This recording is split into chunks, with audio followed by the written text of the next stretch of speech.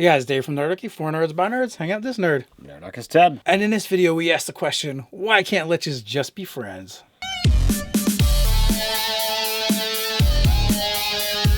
Jump down the description below where you can sign up for Nerdarchy the newsletter, get weekly gaming tips, as well as learn how to game with Nerdarchy. All right, so this video has been suggested by one of the viewers. All right, so we got an email from Trent, and he's really interested in setting up this whole campaign that is based around a council of liches.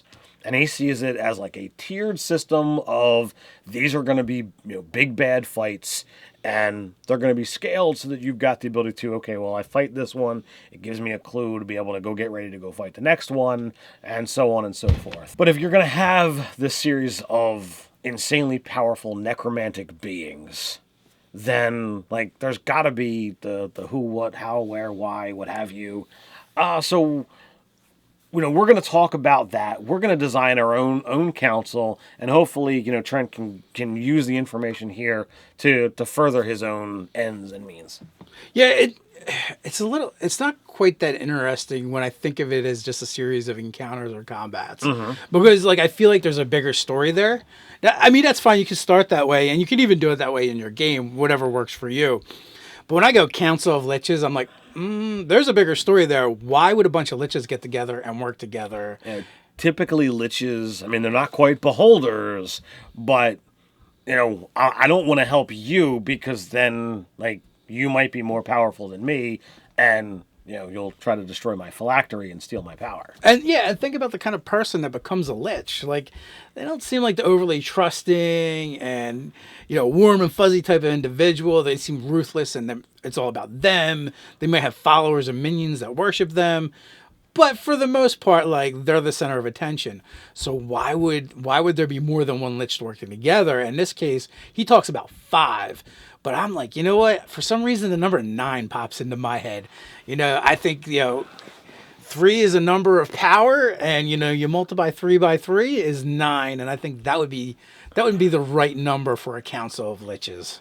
Now, part of me looks at this and says, well, okay, if we're going to do something like that, 9 liches, that is an absurd amount of power. That is a steady supply of, you need to off a lot of people, because they gotta kill, on their set pattern or turn into a demi-lich. Not a good idea for them. So I would want to make liches that span an assortment of ideals and design, or not ideals, ideas and designs. I wouldn't want to just create, here's 9 archmages. I'd want to create something different.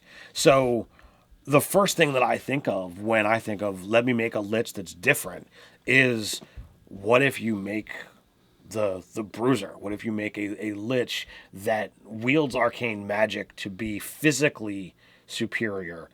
And when I go down that road, I'm thinking Minotaur.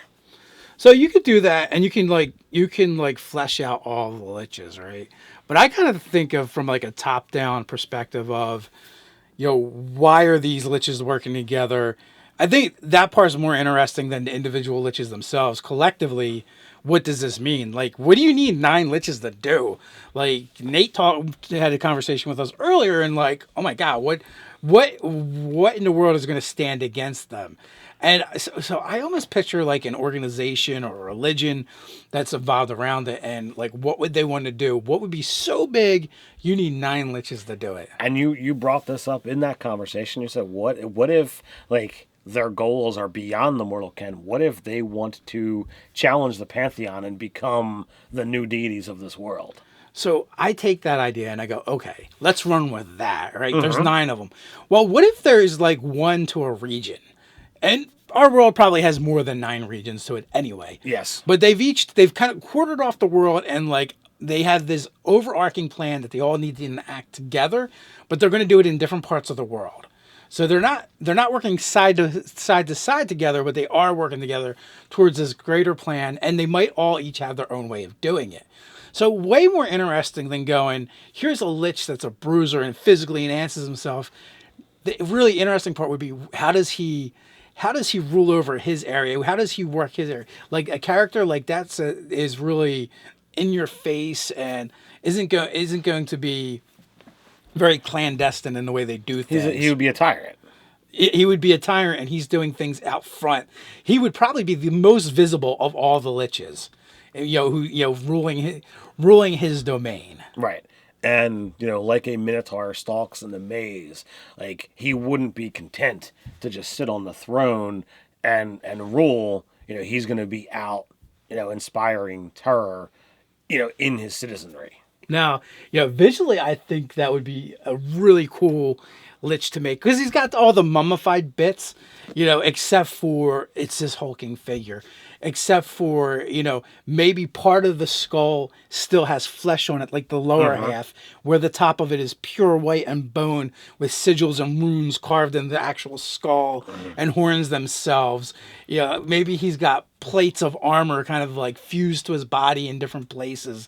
And where you envision a mage with this gnarled staff of wood, he's got an adamantium staff that's been forged as opposed to I would go so far as to call it.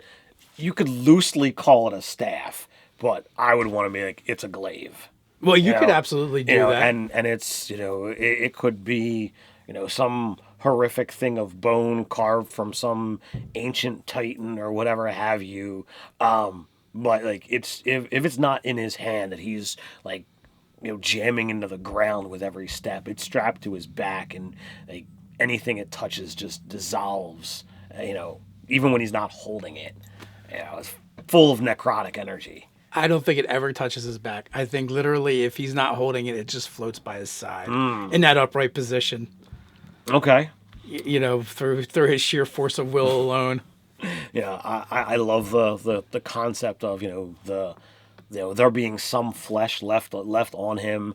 I definitely would see this character or this NPC having things to bulk him out, because if you're looking to be inspiring and menacing, the withered skeletal look just isn't gonna cut it.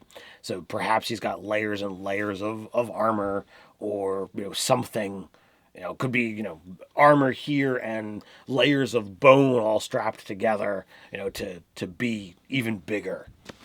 Well, maybe he's got more of an exoskeleton thing going on than, maybe he's modified his body, he's changed his body, or, he could literally just be wearing robes or something, and you can't really see what's bulking his body out, why it looks so massive when most liches are, basically walking husks. Right. It might be cool to maybe not figure it out right away. So we got Nate's idea of this psychic creature. Everything he loves has got to be psionic. So what if it had a body that was entirely crystalline, and it uses its force of will or force of mind to move around, and like it would threaten people with don't actually make me move my body because then I'll be angry with you. You could totally go that route, and it's when it became ascended to lichhood, it completely took its consciousness and put it into this prepared receptacle that is essentially a crystal skeleton that's been carved, and you could do really fun and cool things visually with that. Where I almost see like, if you've ever seen something that's carved glass and where it has etchings on the inside, but it would be sigils and runes throughout it, which would be really cool. And, whatever you wanted to do with it visually, that would be a lot of fun. And I think that would be something Nate could get on board with. Absolutely. All right. So now we could get into detail on, all of these different things. But like, let's get into the crux of the matter of, these guys want to become gods. They want to be deified. How do they go about doing something like this? And I think you got some ideas on that. Yeah. So I like the idea of, you have to figure out how they all became liches. Why? What is the connection? And the idea I'm going with is they uncover this ancient site that is actually the burial ground or the hidden location of a dead deity. They each take a piece of the deity, and they're going to use this to create their phylactery from, to build it from. And at first, they're getting ready to basically throw down. It's going to be a huge battle. Maybe they had all been competing over trying to find this site, and now it's like, okay, we got it. and strong survival of the fittest kind of deal, getting very Darwinian. But then they're like, wait a minute, we're going to end up just destroying the thing we're looking for, or just ourselves, and we're not going to get there. And they also have another epiphany. Now, before we go into that, to me, the concept of working together, especially when you're talking about liches, not only should there be this unification of purpose, but perhaps they've been unified in another process. What if, as opposed to, having the remains carved up and portioned out, what if it is actually the receptacle of all of them? It is singularly the phylactery for all of them. Oh, one shared phylactery. Yeah, so this way, like, all right, we make a pact, we're going to do this. But now, if anyone destroys the phylactery, all of them are lost. So now, like, you can't have that competition. It's all or nothing. What if they don't become liches on purpose? What if the battle actually happens and they do destroy each other, and inadvertently, with the release of that much magical energy, not to mention all the retainers and cohorts they brought with them, they get slaughtered in this as well. They actually inadvertently have all their souls sucked into this one object, this one thing becoming their phylactery. Maybe it's a giant, crystal or glass orb that was actually the god's eye. Yes. So now they're all bound together, and they share the same fate. Maybe there isn't a way to extract only one of their souls. Like you said, it's all or nothing. So now they've formed this organization out of necessity, but at the same time, they've also had an epiphany that, gods can be slain and be destroyed. So why can't others be risen up to godhood? Why can't they replace the pantheon? And maybe they've been working towards this goal for hundreds, thousands of years even. And they have their own region where they're working their plan and slowly enacting it. And maybe it's a plan that's going to come to fruition, culmination over 1,000 years, 5,000 years. What's time to them? Right. Maybe they need the stars to line up a certain way, or they had a plan and they were going to enact it, but then something happened that changes everything. Like all of a sudden, this plane is closed off from other worlds, and they were counting on that to power the engine that was going to rise them to godhood. Or as you mentioned, the stars have to align. Well, perhaps they attempted it previously, and we got to wait another 100 years, another century to make another attempt. And now the gods have been forewarned, and they're not allowed to act directly because gods and laws, but perhaps information could be imparted via celestials. And as the time is arising, maybe in the next decade or so, perhaps now is the time for adventurers to step forth and attempt to thwart this plan. Either one of those works. I almost like a longer timeline so that they can have more time to work on things and do things. And also, some races are, for 100 years is nothing to an elf in compared to a human. That's Speaking. true. So I almost like a longer arc that they have to work on things, and they have to build up stuff. Maybe the stuff they used for the original ceremony or ritual was destroyed, and they have to recreate it. So so this way you have all these other plot threads that can be going on as they work towards it. They're trying to maybe overthrow kingdoms, or we have the Minotaur that actually rules by force, and he's overthrown a kingdom, and for him it's more so a matter of holding Maintaining, it, than it is for doing what he's doing. The others might be a lot more subtle in how they do things. The psychic one, I could definitely see him ruling a kingdom as well, but maybe from behind the throne, not on it. Right. I also see him as kind of like puppet mastering. So like even to the general populace. So perhaps you've got a region where like everyone is, for lack of a better word, mindless slaves. They are, through the force of this creature's will, going about their daily duties without without emotion, without any desire to do anything for themselves. They're doing what they need to do, procreating, farming, everything that normal people do on a regular basis. but they don't have any control over any of it. It's just a process. Did you just create a kingdom of Stepford wives? Wasn't going to look at it like that, but however. Thralls, whatever. Maybe that one might be a little bit suspicious when interacting with from the outside world. Well, perhaps there's like, perhaps that's a region that's cut off. Maybe he's got everything from the continental borders controlled, and like it just doesn't allow newcomers. Or it would be interesting to introduce newcomers, and they're like, "What is like? This is weird." Yes. Like everything's so routine, and they would have to have some level, I think, of being able to interact with others, because it's really hard to have a kingdom that's completely cut off. Yeah, that in itself would probably draw suspicion. It would, but I mean, I think you could approach that as a layer, and oh well, they're just aloof, they don't tend to do a lot of this, a lot of that.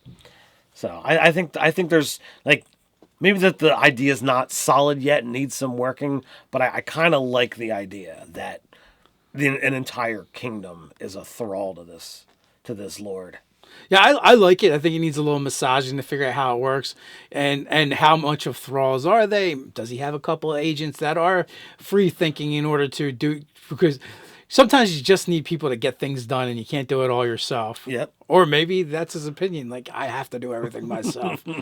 I'm just going to have thousands and thousands of hands working at the same time. Yeah, and maybe it almost becomes like that kingdom's like one big hive mind for him. Could be, the queen ant and the queen bee, they get a lot of stuff done by having all these workers take care of it. So there's 2 of 9. All we need is 7 more.